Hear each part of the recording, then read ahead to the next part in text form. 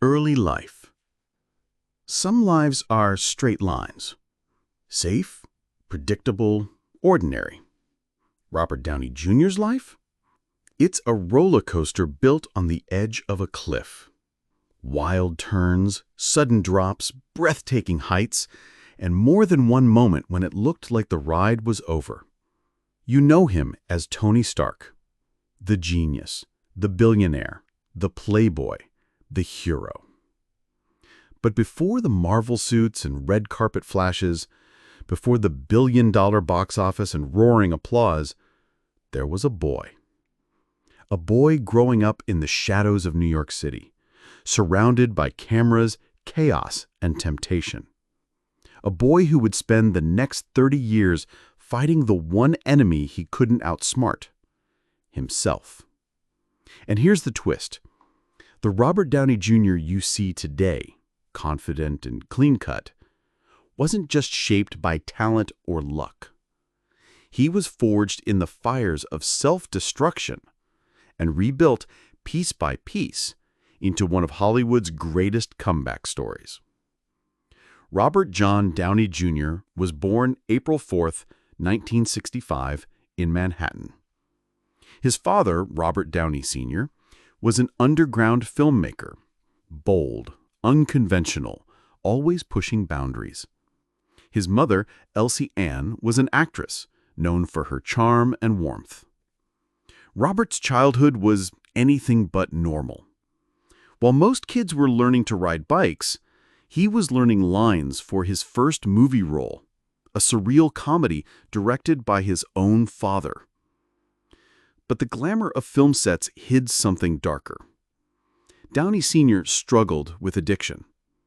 In their home, drugs weren't just whispered about, they were there, in the open. Robert's first encounter with them came shockingly early. Too early. In fact, here's a hidden gem. Robert Downey Jr. has admitted he tried marijuana for the first time when he was just 6 years old, given to him by his own father. It wasn't an act of malice. Downey Sr. later said it was part of the culture they lived in. But for Robert, it planted a seed that would grow into one of his greatest struggles. By the time he was a teenager, Robert had lived in multiple states, attended several schools, and acted in half a dozen films. He had an undeniable gift, quick wit, perfect timing, a magnetic screen presence, even as a kid. But he also carried chaos with him, like a shadow that refused to let go. At 16, he dropped out of high school and moved to New York City to chase acting full-time. He worked in restaurants, slept in a friend's apartment, and auditioned for anything he could find.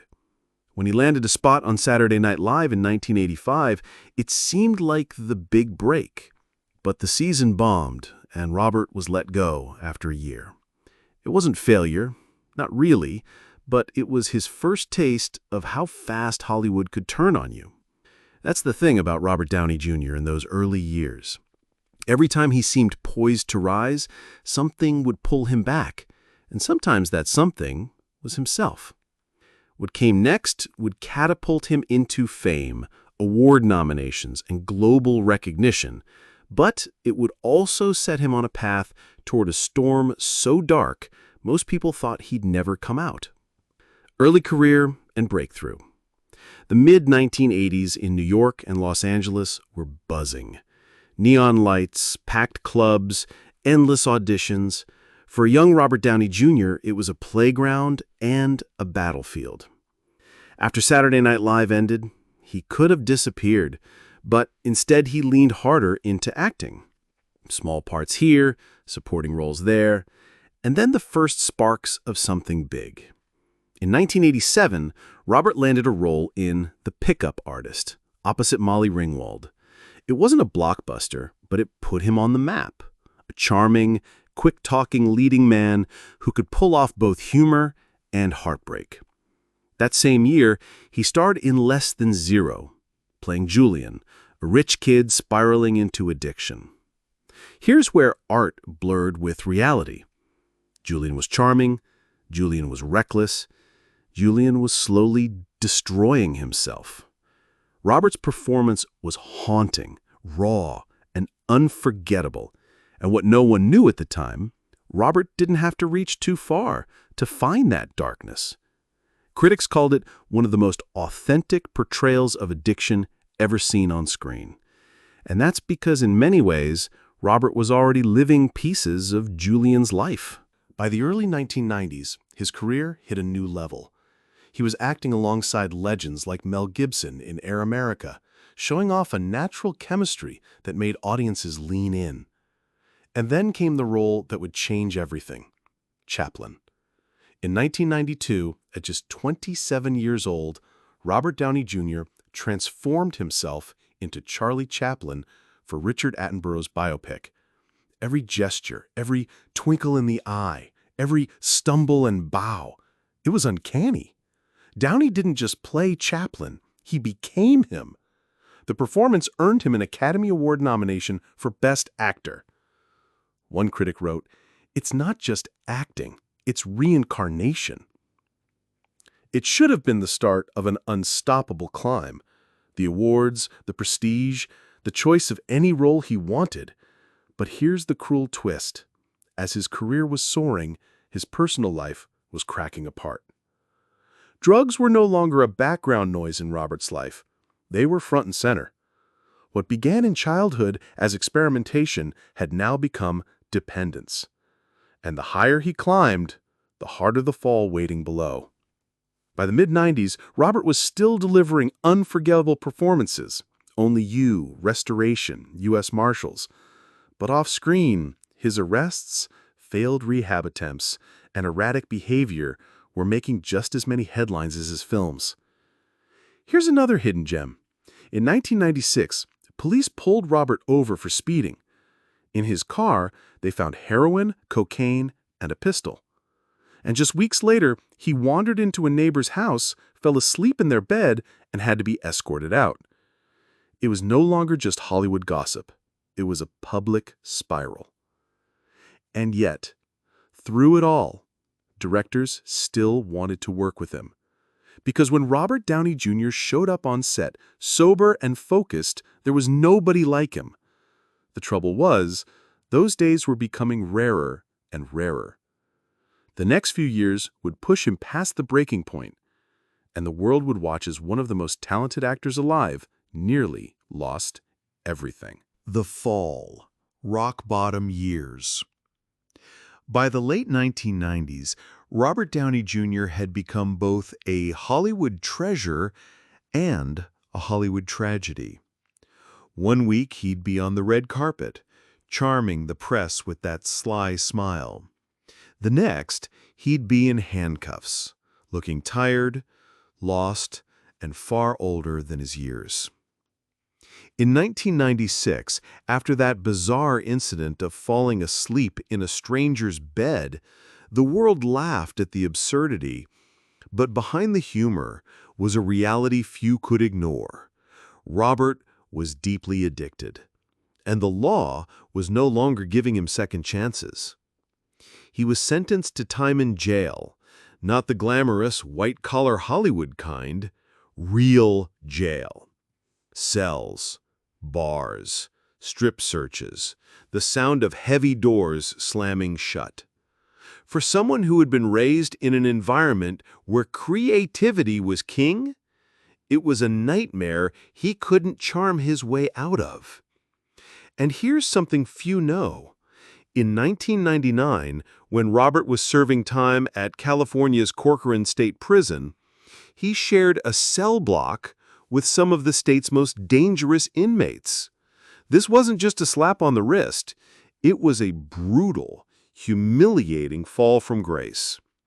Yet even prison couldn't break the cycle. After his release, Robert would find himself back on sets, delivering award-worthy performances, only to relapse again. The pattern became maddeningly predictable. Producers feared hiring him. Studios wrote no insurance clauses into contracts because they couldn't risk a shutdown if he disappeared. And yet, His talent was so undeniable that some still took the gamble. One of those risks was the TV show Ally McBeal.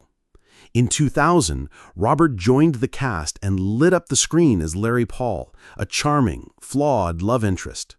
The role won him a Golden Globe. Audiences loved him. It looked like redemption was finally within reach. Then, another arrest, another relapse. And this time, the producers had no choice but to fire him. Even David E. Kelley, the show's creator, admitted later that it was heartbreaking because Robert was so good, but they simply couldn't rely on him. By 2003, Robert's career was in shambles. He was broke. He was considered uninsurable in Hollywood. Friends stopped calling, offers stopped coming, and tabloids wrote him off as a lost cause. He described it later as like having a shotgun in your mouth and your finger on the trigger and loving the taste of metal. A chilling window into just how close he was to self-destruction. But rock bottom has a strange power. For some, it's the end. For others, it's the first step toward a climb they never thought possible. And in Robert Downey Jr.'s case, rock bottom was about to be the foundation for the greatest comeback Hollywood had ever seen. The Rise, how Iron Man saved him, and how he saved Iron Man. It's 2007. Robert Downey Jr. is 47 years old. Hollywood has practically shut its doors on him. And then, one meeting changes everything. The man sitting across from him is Jon Favreau, the director of Marvel's upcoming Iron Man. Favreau sees something others don't. Not just a washed-up actor with a rap sheet, but Tony Stark himself. Think about it. Tony Stark, a billionaire playboy, genius inventor, flawed but brilliant, haunted by his own mistakes, craving redemption. It wasn't just a role for Robert Downey Jr. It was Robert Downey Jr. There was only one problem. Marvel didn't want him. They saw the risk, the headlines, the chaos. Why would they gamble their first big movie on a man who might not even show up to set? Favreau fought for him. He argued, he persuaded, he staked his own reputation. He told Marvel, "Robert is Iron Man. If you don't hire him, you're making a mistake." Marvel eventually agreed, but with conditions. Robert would have to be insured. The paycheck wouldn't be huge. It was a test, and maybe, just maybe, his last chance. And here's one of those hidden gems. Robert prepared for Tony Stark with obsessive detail. He studied engineers, read about weapons manufacturing, and even had his own ideas for Stark's dialogue, injecting that sharp wit and improvisation we now know so well. He didn't just play Tony Stark, he lived him. When Iron Man released in 2008, something extraordinary happened. Audiences didn't just see a superhero. They saw a man reborn. Every smirk, every moment of vulnerability, every flash of brilliance, it felt real because it was real. The film exploded at the box office. Critics hailed Robert's performance as electric, magnetic, and unforgettable. Marvel Studios, once skeptical, realized they hadn't just launched a movie, they'd ignited a cinematic universe. And here's another little-known fact. Robert Downey Jr. made just $500,000 for the first Iron Man. Compare that to the $75 million he'd later earn for Avengers Endgame. That's the kind of leap you only see in fairy tales or in the comeback story of the century. Iron Man didn't just save Robert's career. Robert saved Marvel. Without the success of Iron Man, there might not have been a Marvel Cinematic Universe as we know it. But this was only the beginning. Over the next decade, Robert would suit up again and again, leading a team of heroes, anchoring billion-dollar blockbusters, and becoming one of the most beloved actors on Earth. Yet even as the world saw him as invincible, Robert never forgot the years of struggle, and that humility became his real superpower. Life beyond the suit, the man behind the hero. When the cameras stopped rolling and the armor was packed away, Robert Downey Jr. wasn't just Tony Stark anymore. He was a husband, a father, a man rebuilding his life from the inside out. He married Susan Levin, the film producer he met on the set of Gothica. Susan wasn't just a partner, she was a lifeline. She stood by him during his darkest days, believed in him when he barely believed in himself, and helped him create a stable, grounded life. They had 2 children together, Exton and Avery. Robert also reconnected deeply with his son from a previous relationship, Indio. For someone who once struggled to keep his own life together, fatherhood became his anchor. Here's a surprising fact. Robert Downey Jr. has been sober since 2003. That's over 20 decades of clarity, discipline, and self-awareness. And he's never shied away from talking about it. In interviews, he often says recovery is the hardest role he's ever played and the most rewarding. Outside of acting, Robert became a passionate advocate for environmental technology. In 2019, he launched the Footprint Coalition, an initiative focused on using advanced technologies like AI and robotics to clean up the planet. Imagine that, the man who played Iron Man trying to save the real world one innovation at a time. But even with all the success, Robert never lost his playful, mischievous spark. On set, he was famous for hiding snacks in the Iron Man suit so he could surprise his co-stars mid-scene. That quick wit and unpredictability kept everyone laughing and reminded people that, beneath the fame, he was still just a guy who loved a good laugh. One of the most touching things about Robert is how openly he acknowledges the people who helped him. He never paints himself as a lone hero. He credits Susan, his friends, his colleagues, and even his fans for giving him the strength to keep going. And here's another hidden gem. When Avengers Endgame wrapped filming, Robert invited the entire cast to his house for a home-cooked meal. Not catered, not delivered. He cooked it himself. For the man who'd been given a second chance, it was his way of saying thank you to the people who helped make it all possible. Today, Robert Downey Jr. is more than an actor. He's a symbol of resilience, proof that no matter how far you fall, you can rise higher than you ever imagined. The legacy. Why Robert Downey Jr.'s story will outlive him. Robert Downey Jr.'s legacy isn't just about movies. It's about transformation. It's about the idea that a human being is never the sum of their mistakes, but rather the choices they make after them. When people talk about him, they don't just say, he's Iron Man. They say, he came back. They say, he didn't give up. They say, if he could turn his life around, maybe I can too. Think about it. This was a man who, at one point, couldn't be insured to work in Hollywood. Studios wouldn't touch him. Agents walked away. Fans wrote him off. And yet he fought his way back, one disciplined step at a time. Hidden gem number 5. Robert has personally funded rehab programs for struggling actors, quietly, without press releases. No headlines, no credit. Just helping people who are standing where he once stood. His roles will be remembered.